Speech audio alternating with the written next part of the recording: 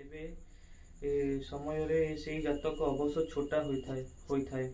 शनि एक छोटा ग्रह। शनि सप्तम जातक को छोटा व खंज करते इंद्रजित मंदोदरी गर्भरे था रावण एक ग्रह सभा डकाइले कहले तुम्भे मैंने मो पुत्रर जन्म कुंडली शुभ स्थान रही व्यतिक्रम हेले तुमर अवस्था मध्य सांघातिक हम। शनि को सतर्कवाणी शुणाई कहले हे तुम पुत्रर लाभ स्थान एकादश थिबु। सभा भंग है। शनि मनरे चिंतिले रावण दानव एवं त्रिपुर को थरहर करुच्ची देवता मानू आनी पाद तले खटाऊँगी ता पुओ जदि सेमिति हुए कौन हम त्रिपुर अवस्था। एमती विचारी इंद्रजित जन्म समय को से एकादश स्थान व्यय भाव द्वादश को गोड़ बढ़ाई देले। सेतेबेले इंद्रजित गणा पोछा है एक जानी रावणेश्वर बहुत रागिगला। जष्टि खंडित धरी शनिकर गोड़े बाड़े छोटा करदेला। ता हाथ गोड़ को लुहा शिकुड़ी बांधि एक पहाड़ गुंफा भितर पकाई बाहर बंद प्रस्तर खंडिके रखी चौमुत देदेला। महावीर हनुमान जितेबाला सीता सन्धान लंका को आसी शनि महाग्रह को से गुंफा उद्धार करते। से दिन शनि हनुमान निबिड़ मित्रता बजरंग जार कृपा करती शनि तार कौन क्षति करती नहीं। द्वादश शनि जो इंद्रजित अकाल मृत्यु है। गला शनिकर कथा सेमिति कहा कोष्ठी रवि जदि सप्तम थांती से ताकू निज परी सारा भूखंड भ्रमंती एठू सेठू आउ कौटिकी निज घरे रखी दियंती नहीं। आंभर सप्तम रवि जीवन सारा आमे ओडिशा सारा ए जिला से जिला भ्रमण करुचु। अवसर पर गृह आमर निवास नहीं। सेमिति चंद्र जदि सप्तम रहती तेज से जातक नवखंड हुए अर्थात जातिदंड भोग करे। मंगल सप्तम जातक को खंड खंड कर दियंती यार अर्थात कहार अष्टचोटे तार शरीर खंड खंड हुए। आजिकल जो जुग एकता कोष्ठी जानी सतर्क रहा उचित। सेमिति बुध जदि सप्तम थांती यह एक भल जोग ता द्वारा जातक विशेष धन वृद्धि हुए। सेमिति बृहस्पति किंबा शुक्र ए शुभ ग्रह द्वय जदि सप्तम थांती जातक को बहु धन मिले। आउ जदि सप्तम पाप ग्रह राहु केतु मध्य कौन एक ग्रह थाए जातक माता पिता बहुत पीड़ा पाती। पीड़ित पिता मानू जदि व्यथित हुए अथवा से हराई दुख हुए।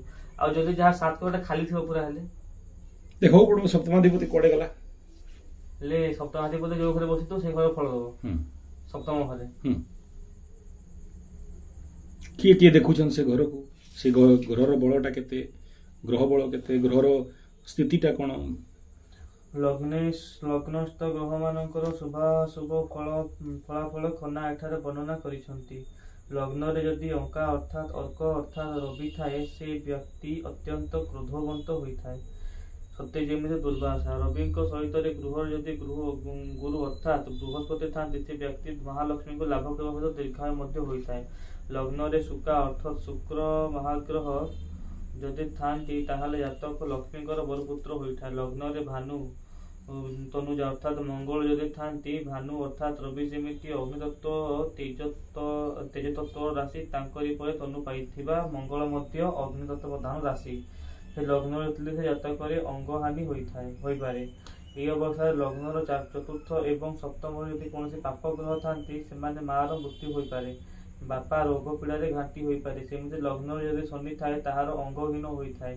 যদি স্বগৃহে নথায় কিংবা উচ্চ গ্রহে নথায় দুর্বল স্থিতিরে থাকে এপরি হইଥିଲେ উচ্চ স্থিতিরে বা স্বগৃহে ଥିଲେ ଏମିତି ହୋଇ ନଥାଏ। ଅଗ୍ନି ଆଙ୍କା ଲଗ୍ନେ ଶୁକା ସ୍ଥାନରେ ପାଠାନ୍ତରରେ ବଙ୍କା ଲେଖାଯାଇଛି। ବଙ୍କା କହିଲେ ଶିବଙ୍କର ଶିରରେ ଥିବା ବଙ୍କିମ ଚନ୍ଦ୍ର दिशिंकिया जन्म अर्थात चंद्र महाग्रह। चंद्र जदि लग्न थांती निजर देह तोफा जन्म आलोक परि अत्यंत सुंदर होता है। राहु जदि लग्न थांती से प्राणी ऊर्धांगरे रोग भोग करें। केतु लग्न सहोदरा भाई भौणी मान दुख भोग कर सुखा करने पड़ी था। आदि जो कह लग्न सब ग्रह मान जदि ग्रह मान लग्न बक्ति देखना बसी लग्न रे एठी जदि एठी जेंति कहला जे ये लग्न रे जदि चंद्र बसिची देन से लोकड़ा निजर देह तोफा जन्म आलोक अत्यंत सुंदर होइथिबो।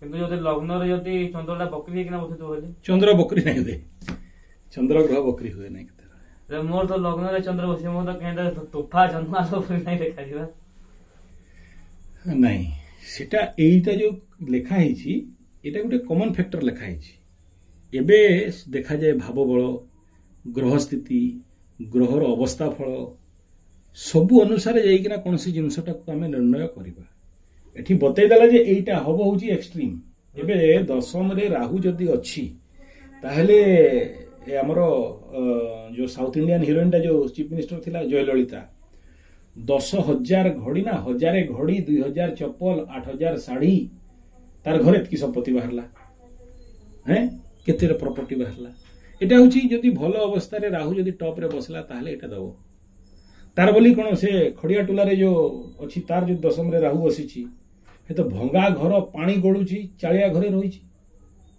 हैं दूसरा लुकर छिडा चप्पल पिंधिले चलुछि एटा होछि लोएस्ट राहु देन आ तारटा होछि हाईएस्ट राहु 10 माने एतकी सब कला भितर सब शुभा शुभ आहुरी पाछ बिछा अछि एगुडा के सब ना दैट इज तो अछि सेटा स्वाभाविक कथा अटे किंतु आ गुटे जिंस कोन ना देख